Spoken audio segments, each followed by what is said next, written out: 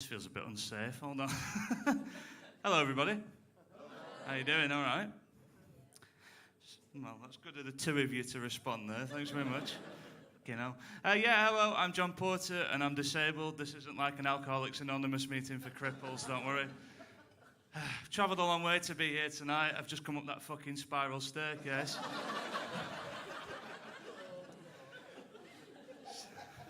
It's not true, I use the lift, but comedic license.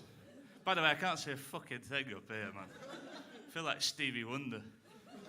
Used to do that song, didn't he? Very superstitious, the writing's on the wall. Stevie, how the fuck did you know? Was it in Braille? Anyway, I digress. Yes, hi, I'm John Porter, I'm disabled. I mentioned that when I first come on, so it puts you at ease. You're not feeling awkward, because I know it happens, right? And also, I feel like I must address it, because when I walk on here, you're thinking, what the fuck hell's he doing with that? Kind of like if I was coming on with a gun. Then again, we are at Deedsgate. So... But yeah, I mention it, and I'll mention a few more things just to clear up a couple of misconceptions. No, I am not Jack Carroll from Britain's Got Talent. I know I look a lot like him, but he's about 17. If I looked that young, I'd be very happy. I'm not Lost Voice guy either, but I'm guessing you've probably figured that one out, so that's all right. Need to update that reference, because it's been a while since Jack Carroll was on TV. Not that I'm bitter or anything.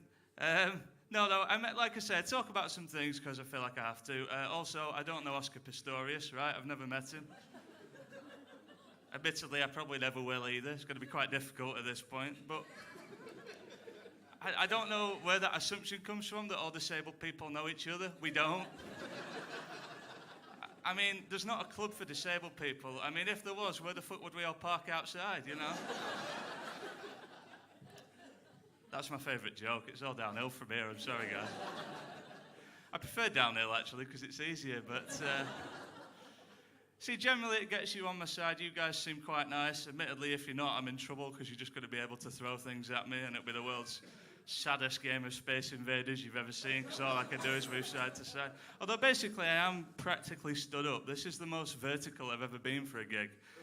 This is quite entertaining. My doctor always warned me about painful stools. Now I know why. So, it's, like I say, it's worth mentioning, it's worth getting past some stuff, and generally it's all right, material-wise, people seem to like it, people laugh, that's always good, you've laughed as well, it's always good. Sometimes I find that I get a little bit of weird feedback, so for example, some comedians don't particularly like me doing that stuff, and one guy came up to me after one gig and he said, do you mind if I ask you what your disability is? And I said, no, it's cerebral palsy, and he said, oh, that's not so bad. Oh, thank you for that, Dr. Shipman. Yeah, sorry my chronic illness isn't good enough for you, bellend. Someone else followed that up. The second time I told that joke, someone else followed that up with, are you really disabled? To which I didn't really know how to answer, but I don't know about you, if I was going to choose something to make up, I think I'd choose something a bit more fucking exciting than having a lack of mobility, you know what I mean? But generally that's all right, I don't mind.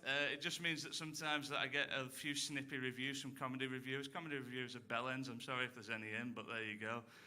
Sometimes I do sets and I get little articles written about me afterwards. I read one recently that said, John Porter, disabled heavy set. I thought, is that a review or a fucking description? It seems it could be both, so there we go. I've been doing comedy for a while. I actually quite enjoy it. It's actually been a dream of mine to be on this stage, so it feels a little bit weird to be on here. I won't remember it because I can't see, It's basically like having a dream at this point, and oddly enough, like in most dreams, I was pretty much naked about 20 minutes ago. I only live 5 minutes down the road. It was like, can you turn up for this? I'm like, well, I'm not fucking walking it. But yeah, sure. I've been around a lot to do comedy, like Toby said before I came on. I've done the Edinburgh Festival a couple of times. That was fun, that was all right. I must admit there was a slight downside to it though. It's quite frustrating when your gig doesn't make much money, but you actually make more money out in the street because a bunch of Japanese tourists think that you're walking in some sort of experimental street theatre. But there we go. I'm not saying it left me in debt, but I had a letter from my credit card company recently, and on the front of the envelope it said outstanding balance. I thought, well, you've not fucking seen me walk lately then, have you? That's actually my second favourite joke, so I'm glad you like that one. Some people don't get that, it's quite funny. Did it in America and just got blank stares. It was fun. Although I think that had a lot to do with the accent, if I'm honest. I'm not the easiest person to understand. I'm quite sarcastic as well, and I kind of feel that they don't fully get that a lot of the time. I mean, it's kind of helped me back in life. I do work, by the way. I work in IT, which is why I'm scared about being in direct light and I can't look any of you in the eye. But I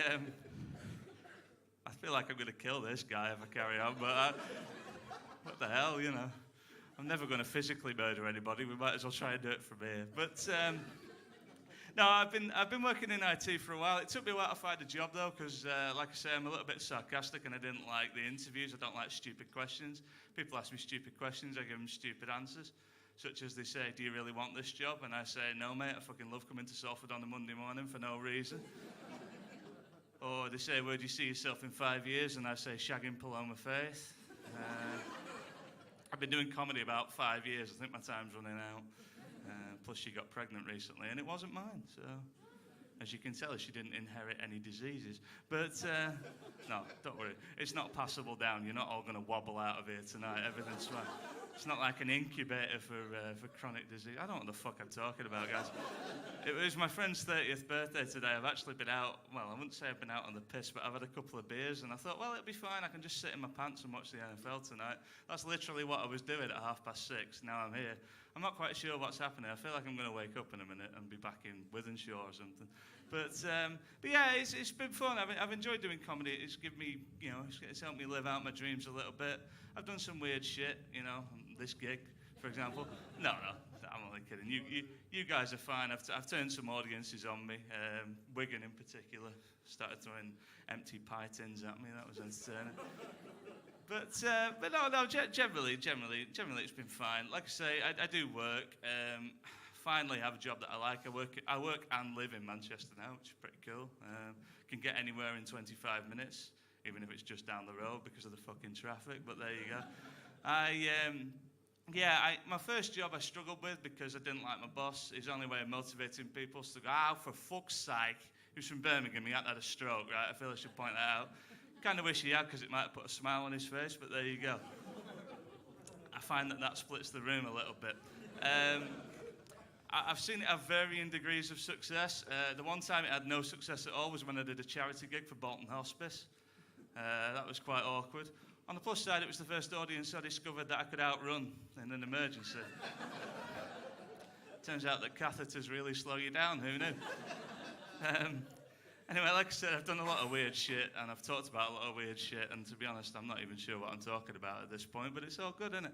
You know, I've done a lot. I've enjoyed doing comedy. The one thing I've never really done as a result, and you might be surprised by my rambling appearance tonight, but I've never taken drugs.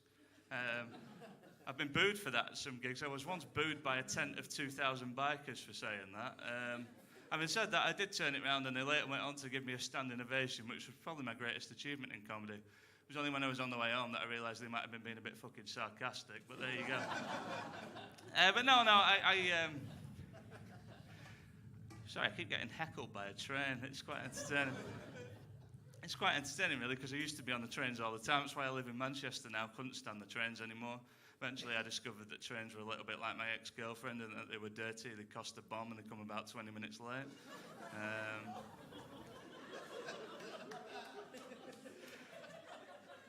You're never quite sure in 2018 how certain jokes are going to go, but I feel like you like that one, and I thought, well, fuck it. If they don't like it, I'm about to go off, so it'll be fine. It'll only take me 10 minutes to get to the other side of the room. What's the big deal? No, like I say, not done drugs. A couple of reasons for that. I mean, I could do, like, it's been suggested, because you get a lot of pain with cerebral palsy, which is what I've got. As I said earlier, I don't know why I repeated it. You've not got amnesia, but there you go.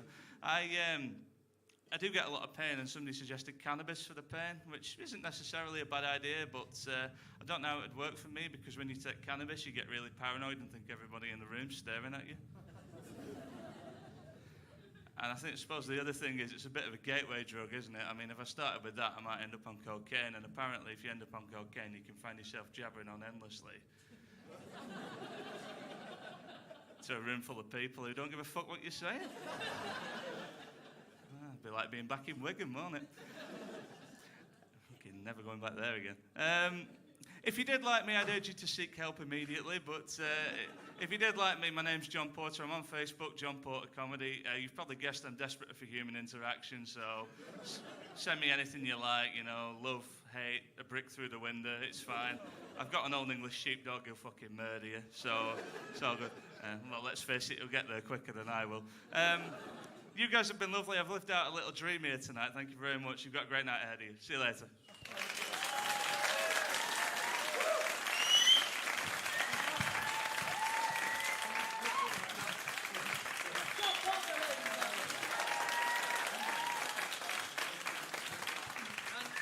In other news, a